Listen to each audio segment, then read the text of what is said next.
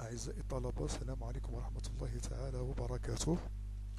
Cette vidéo donc va concerner la matière télécommunication spatiale, je pense la deuxième partie, donc dans laquelle on va traiter les orbites, parce que c'est important. L'orbite là, c'est la trajectoire que doit parcourir le satellite pour couvrir la Terre.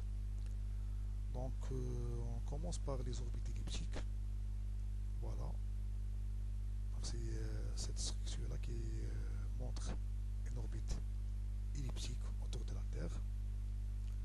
Donc la quasi-totalité des satellites, qu'ils soient à usage d'observation ou de télécommunication, ont des orbites, c'est-à-dire des trajectoires spécifiques à un corps animé d'un mouvement périodique propre à leur utilisation. On peut ainsi distinguer trois types d'orbites: les orbites elliptiques, les orbites circulaires et l'orbite géostationnaire. Pour l'orbite circulaire, il y en a deux. Donc il existe une infinité d'orbites circulaires, chacune correspondant à une inclinaison par rapport au plan orbital. Le plan orbital, c'est le plan de la trajectoire. C'est la surface comprise dans la trajectoire. On appelle ça le plan orbital. On peut distinguer deux types d'orbites, polaires et orbite inclinée. Polaire, c'est celui qui survole le pôle sud et le pôle nord. Circulaire incliné, celui qui est un petit peu loin du pôle nord et du pôle sud. Donc on aura deux orbites, type d'orbite circulaire polaire et circulaire inclinée. Pour l'orbite géostationnaire, la propriété, c'est que cette orbite-là, elle est dans le plan équatorial. Ce satellite, par exemple, il est dans l'orbite géostationnaire située à 36 000 km par rapport à la surface de la Terre. C'est-à-dire 1000 km. Donc, nous allons résumer maintenant les quatre types. Donc, on peut distinguer sous un autre raisonnement ces quatre types d'orbites. Le haute orbite, donc comme vous le voyez ici, ce schéma-là. Voilà, c'est ce. Voilà. Donc, c'est High Earth Orbit, c'est le haute orbite terrestre. Alors, ce sont des orbites elliptiques d'altitude environ 500 km lorsqu'il est proche de la Terre, et d'une apogée à une altitude de 50 000 km lorsqu'il est loin de la Terre. Voilà, c'est-à-dire cette orbite-là, ce point-là est situé à 50 000 km. Mais si on va suivre sa trajectoire, elle est quelque part là, elle ne dépasse pas 500 km. Le deuxième type d'orbite le plus important, donc voilà, c'est l'orbite la plus importante, et est une orbite circulaire. C'est l'orbite géostationnaire. Donc si on ajoute le rayon de la Terre, 6400 km, à 36 000 km, on aura environ 42 164 km de rayon. Voilà. Donc la caractéristique la plus importante de cette orbite-là, c'est que sa vitesse angulaire est égale à celle de la rotation de la Terre. C'est-à-dire, elle parcourt, si vous voulez, le périmètre de la Terre, donc à une distance de 36 000 km, en 24 heures. L'orbite moyenne, donc, elle a une altitude environ à 10 000 km. Donc c'est une orbite circulaire. Basse orbite aussi. Donc, ces orbites-là, il y en a plusieurs. Il y en a qui peuvent avoir une altitude, si vous voulez, de centaines de kilomètres, 100 km. Et on peut aller jusqu'à 2000 km. Donc ceci résume un petit peu le schéma des différents types d'orbites, HEO, MOO, géostationnaire et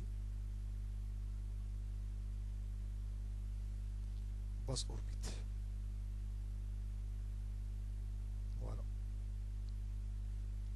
4. Ça c'est l'exemple tout simplement d'une constellation SEO. On va la voir tout à l'heure. Donc, pour résumer un petit peu la situation, la partie la plus importante de ce cours-là, ou bien de cette vidéo-là, c'est les 4 principaux types d'orbites. Donc, juste l'orbite HEO, High Earth Orbit, l'orbite terrestre, l'orbite géostationnaire, Geostationary Earth Orbit, et l'orbite moyenne, et l'orbite basse. Maintenant, qu'est-ce que c'est qu'une constellation? Donc le chapitre 4. Et une constellation, tout simplement, c'est un ensemble de satellites autour de la Terre. Les constellations donc sont constituées de satellites en basse et moyenne orbite, dont l'altitude est environ 400 km à 10 000. À cette altitude, la taille des antennes est réduite d'un facteur de 20 par rapport à celle des orbites géostationnaires. C'est-à-dire que les antennes en orbite basse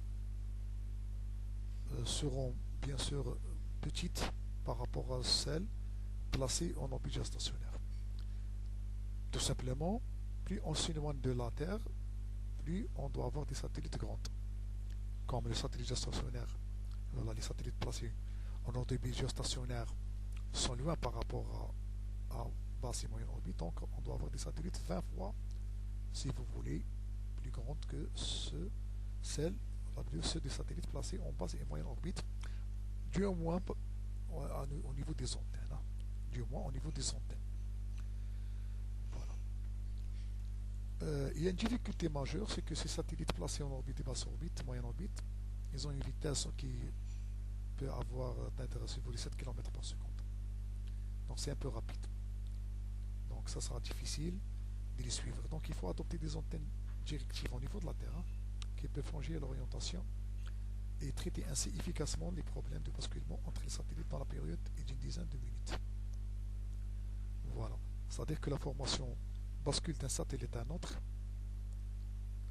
Donc ce basculement peut avoir une dizaine de minutes. Donc les satellites à chaque fois doivent changer de direction pour pointer, c'est-à-dire l'information reçue au niveau de la Terre. Ici donc on montre les caractéristiques de différentes constellations. Exemple, les exemples des constellations SEO, Globastar et Geom Skybridge, Teledesic. Les types d'orbite, leur altitude, leur nombre de satellites, période orbitale, et ce plus important aussi, c'est les bandes de fréquence et les puissances et la masse. Exemple, la constellation SEO, donc leurs satellites sont en moyenne orbite. Donc dans l'altitude des 10 000 km 390, ils ont un nombre de 10 satellites. La période orbitale, c'est-à-dire que le cercle complet parcouru par satellite, donc il prend 360 minutes. Voilà. Et la fréquence utilisée, donc les bandes de fréquence utilisées par cette constellation, c'est la bande S et C. Et ils ont une puissance de 2500 watts. Donc c'est la puissance totale. Donc pour 10 satellites, on a 2500 watts et une masse globale de 1925. Voilà. Ceci montre les constellations polaires. Hein. C'est autour du pôle nord et sud. Ça, c'est les constellations dans les orbites inclinées, sont loin du pôle nord ou bien du pôle sud. Voilà. Donc ceci, c'est l'exemple de la constellation Iridium. Elle est là. Iridium. Basse orbite. elle est située à une altitude de 780. Elle englobe 66 satellites. Elle parcourt en une période de 100 minutes. Donc un satellite pour qu'il parcourt une trajectoire complète, donc il va prendre comme 100 minutes donc, de temps. Une couverture globale, donc 100% de la Terre. La bande L et KU, donc les fréquences utilisées dans les bandes de L et KU. Une puissance de 1400 watts et la masse 700 kg. Pour les constellations inclinées, on aura l'exemple de Global Star. Donc ils sont loin du pôle nord et du sud, pôle nord et pôle sud. L'exemple, donc c'est la constellation Global Star, elle est là. Donc elle utilise le base orbite, donc la Earth Orbit, une altitude de 1414 km. Elle englobe 48 satellites. Chaque satellite parcourt une trajectoire complète en 114 minutes. Donc couverture globale. Ces constellations utilisent les bandes LCC. Une puissance de 1000 watts globale et de 450 kg le poids total de ces 48